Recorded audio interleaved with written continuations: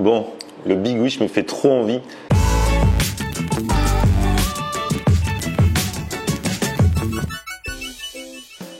Salut tout le monde, bienvenue, nouveau vlog aujourd'hui. Aujourd'hui je suis en Seine-et-Marne, je viens d'arriver à Coulommiers. Coulommiers qui est connu pour son fromage, pour le brie de Coulommiers, et je vais à un événement qui s'appelle Coulommiers aime son brie. Tous les acteurs du brie de Coulommiers sont réunis et je vais en profiter aussi pour voir Medine. Medine, c'est un restaurateur que j'avais rencontré à l'époque au salon de la pizza, ça fait des années que je dois venir le voir, et lui il est de la région, il est de la Seine-et-Marne et il utilise que des produits de Seine-et-Marne, dont ce fameux brie. Donc voilà, on va le croiser, mais dans l'immédiate direction, la halle au fromage où a lieu l'événement.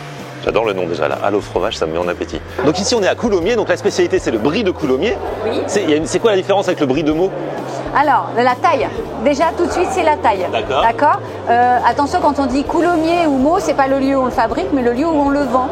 Là où vous vous trouvez ici, c'est justement la halle au fromage, où se tient en fait le marché. Normalement, c'est le dimanche matin, où justement, on allait vendre ces petits coulommiers à la halle de Coulommiers. D'accord. Et le fromage, le coulommiers, quand on dit le coulommiers, c'est la même chose ou c'est un autre fromage? Alors, nous, on l'identifie encore une fois par rapport à son diamètre.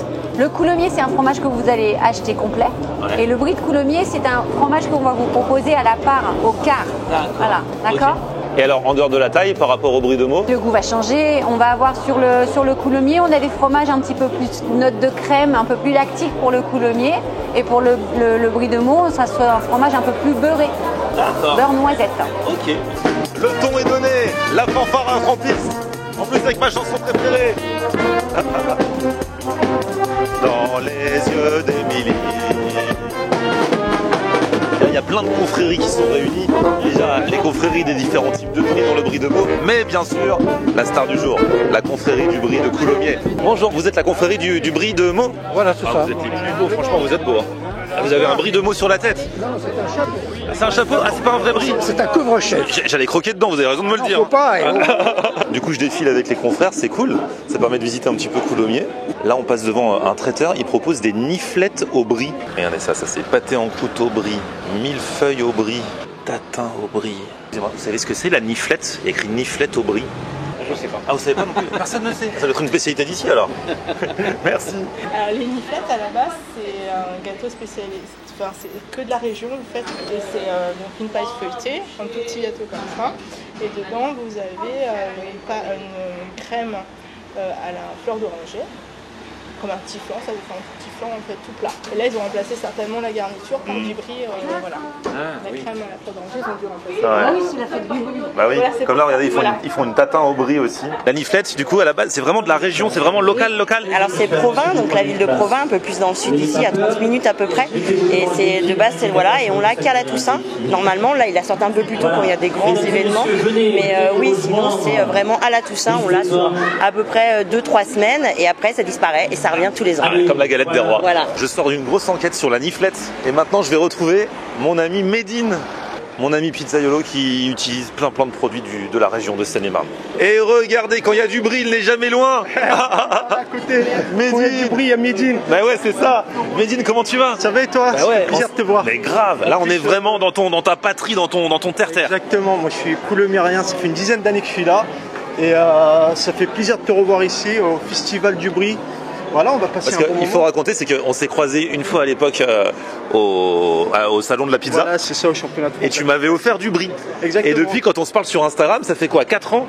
On se fait toujours des blagues à base de brie. Je lui dis, ah, t'es brillante. Exactement. Et là, quand je me suis dit, je viens ici à Coulommiers aime son brie, j'ai fait, faut qu'on se capte. D'ailleurs, on sait toujours pas s'il a mangé le brie. Mais si, à chaque fois, je lui fais la vanne. Il est dans mon frigo et tout. 4 ans après, bien sûr que je l'ai mangé. Merci plaisir, encore. Hein, ça fait plaisir. Du coup, là, on va à ton resto? Exactement, si tu veux. Ah bah bien sûr que je veux, depuis le temps. Ouais. On va amortir le déplacement. Par là, du coup. Ah c'est par là, ok, Ouais. c'est parti.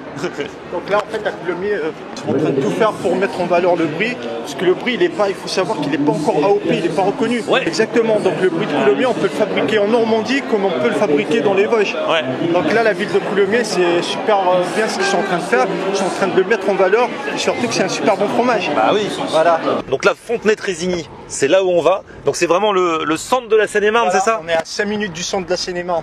Donc moi, j'ai ouvert mon resto là-bas, à Fontenay-Trésigny. Donc le centre, Pour ceux qui veulent savoir, c'est Rozay-en-Brie, je crois. Je me suis entouré de fermes, donc là vous allez voir pizza au feu de bois, beaucoup de produits locaux, un peu de produits italiens. Fourni dans les fermes aux alentours pour le fromage et tout ça. Exactement. Donc, c'est tous génial. Les produits locaux, ils sont à, allez, on va dire à 20-25 minutes de la pizzeria. Et je vous ai dit, lui c'est le locavore par définition. C'est-à-dire il kiffe que les produits locaux. On travaille qu'avec des passionnés, des petits producteurs. Et du coup, là, maintenant, ça fait 5 ans. Hein. On rentre dans la 6e année. Il faut savoir que tous les producteurs, je les connais un par un. On est potes, je suis pote avec tout le monde. C'est que des passionnés, c'est ça qui est beau. Il faut savoir qu'on passe, moi, personnellement, je passe 14 heures, 15 heures par jour à la pizzeria. Et je suis heureux. Ah, c'est la clé du truc, parce que si t'étais pas heureux, tu pourrais pas bosser autant. Exactement. Et en fait, tu sais, ils disent, ils travaillent avec amour, ils travaillent avec passion. Travaille que si tu mets pas un peu de cœur et de passion, même si tu as les meilleurs produits au monde, bah la pizza ou tout ce que tu fais ne seront pas de la même qualité. Ah bah oui. Et ça c'est une réalité. Hein. Ouais. Ah du coup on y est, c'est là. Médizou, partenaire de plusieurs producteurs d'Île-de-France. Ah bah tiens, le téléphone sonne pile quand t'arrives. J'adore, c'est tout petit mais c'est trop mignon. Eh, t'es trop bien ici avec le vrai four. Là, regarde ça. Pour grand-mère. Même le bois, il faut savoir que le bois, on l'achète à la ferme. Ça veut dire qu'il n'y avait pas juste les produits, c'est de A à Z. Là, ce bois-là, il vient de la ferme Le Clos d'Artois, c'est dans le sud de la Seine-et-Marne, donc c'est du 100% hêtre. Pour faire une bonne pizza, il faut un bon pizzaïolo, il faut un passionné, c'est vrai, mais il faut des bons produits, mais pas que. Il faut avoir un bon four à bois, parce que le goût, il change. Mais si tu as un four à bois et que tu ramènes du bois un peu transformé et tout, ça sert à rien. Donc il faut aller au bout, il faut ramener du bon hêtre. Et ça parfume la pizza et ça donne énormément de goût. Oh là là, voilà. Tu me donnes trop faim, rien qu'en me parlant de bois. Donc là, le four, donc il faut savoir que moi j'étais là ce matin, j'ai allumé un peu le four. Donc il doit être à 200 degrés, mais il va vite monter. Parce que si on arrive là et qu'on allume le four, il va mettre 3 heures à s'allumer. Ouais, moi, ici, je fais de la napo revisitée, donc respect à tous mes collègues napolitains et mes potes qui vont se reconnaître. Je fais de la revisitée parce que je mets de la farine locale. Donc dans ma pizza, je vais te montrer la farine si tu veux. Donc il y a la type 00, je mets un peu de 0, donc je vous donne la recette direct. Hein. Et là, je mets du blé ancien, c'est une farine qui a énormément de goût. Donc ma pâte à pizza, il y a 3 farines différentes et chaque farine a son rôle à jouer. Et ce blé ancien, il vient d'une ferme qui est à moins de 10 minutes d'ici, la ferme de Forest. Et ce qui est bien ici, c'est que tu peux acheter une pizza, mais tu peux acheter juste la tomate, la mozza et la farine et tu fais ta pâte à la maison. Ah ouais. Et si tu es gentil, on te donne la recette. Tu as fait les courses de fromage là. Voilà. Donc là, c'est tout ce qu'il y a dans le frigo que j'ai sorti. Il faut qu'il soit un peu à température ambiante parce que je veux que tu goûtes du bon fromage. Donc on a un peu de tout. Il faut savoir que tout est fermier, tout est local. Donc là, on a du brie de Coulommiers fermier. Il a 2 mois d'affinage à peu près. Là, c'est un double crème. Ce que je vais faire, c'est que je vais le couper. Tu vas voir à peu près comment il est à l'intérieur. Ouais. En fait, c'est le Coulommiers, mais il est crémeux. Si tu vois la texture du fromage, voilà, c'est pour ça qu'on l'appelle double crème par rapport à celui-là, par exemple. Voilà.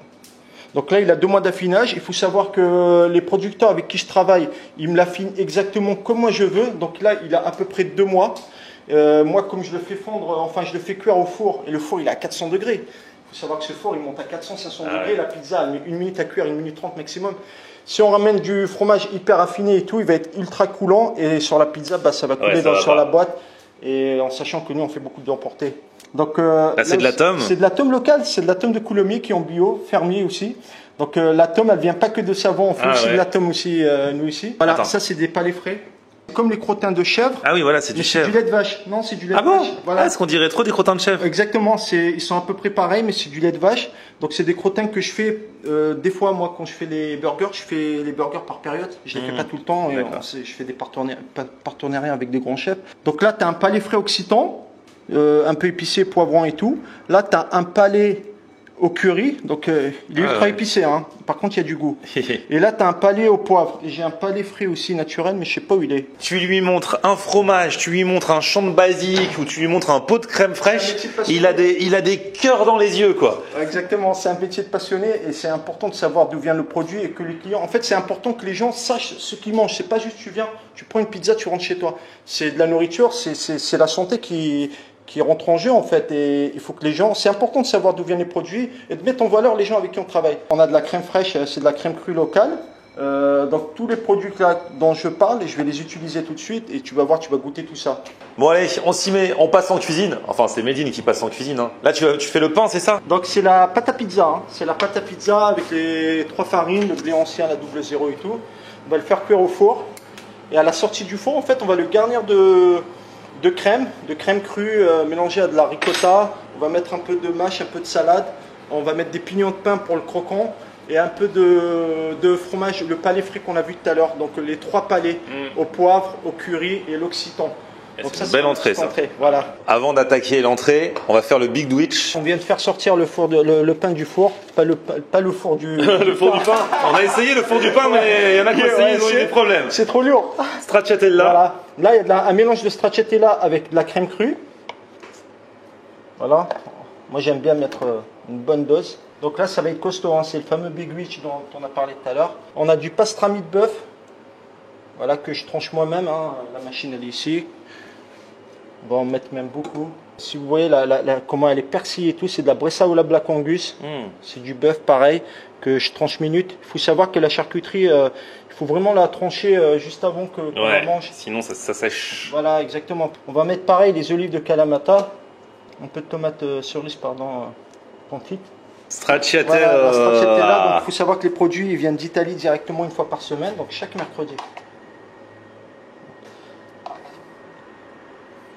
Et là on est pas mal. Je pense qu'on est pas mal du tout. On va montrer ça aux gens. Vous allez voir, il est magnifique. Voilà le fameux Big Witch avec la stracciatella. Oh là là là là là là là, les hyper amis. Crémeux. Ah, tu veux rajouter un truc encore? On va rajouter un dernier truc. Ah oui, t'en avais parlé en plus. Oui, le double crème. Donc ça c'est un fromage hyper crémeux. Il faut pas en mettre beaucoup. Ça sert à rien en fait d'en mettre beaucoup. Ouais. Tac.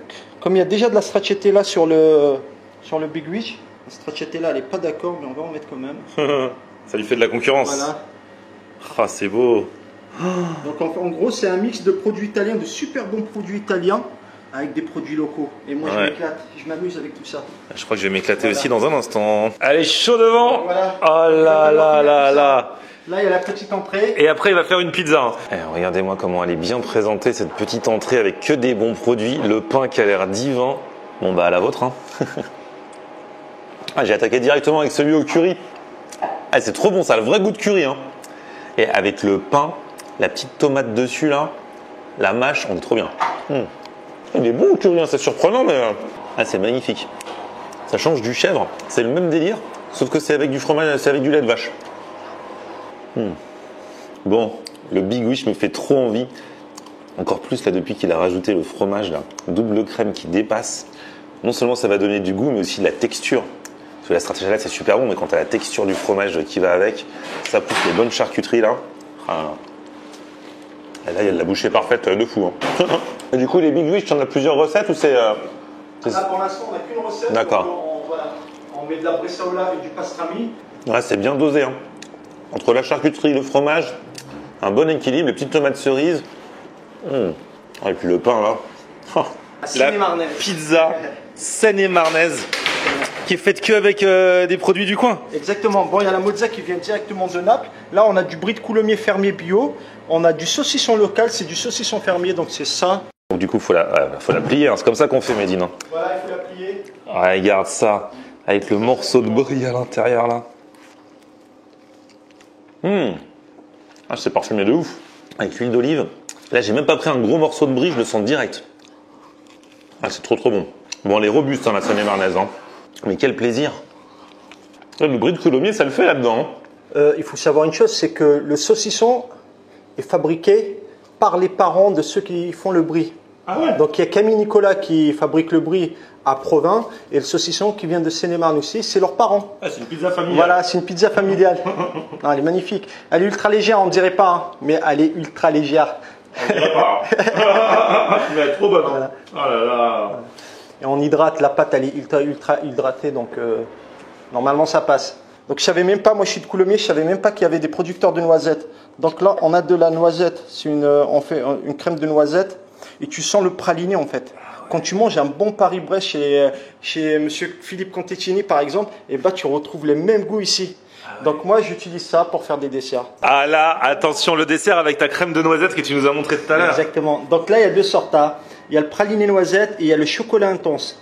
Donc c'est du chocolat et de la pralinée et de la noisette locale qui vient d'une ferme qui est à 20 minutes d'ici. Heureusement que tu l'as mis sur de la pâte et que tu m'as pas filé le pot parce que ça c'est le genre de truc. Ah non, le pot je l'ai caché. Ça peut être traître, hein. À la cuillère. Je me suis permis de cacher une part et j'ai caché le pot. Bon bah Medine, hein, merci beaucoup pour cette découverte. Avec plaisir. Eh, ce gars-là, il faut aller le voir. Hein. Franchement, il est amoureux de son métier, amoureux de ses produits. Je vous mets toutes les infos si vous passez ici à Fontenay-Trésigny. Et peut-être à bientôt pour la suite de l'aventure. Bien sûr. Ailleurs, plus grand restaurant et tout quoi. En tout cas, merci à toi Medine. Avec plaisir. Petit pouce vers le haut si vous avez kiffé la vidéo, vous abonnez à ma chaîne. On se retrouve sur mon Facebook, Florian On Air, et Twitter, Snapchat, TikTok, Instagram. C'est aussi Florian On Air.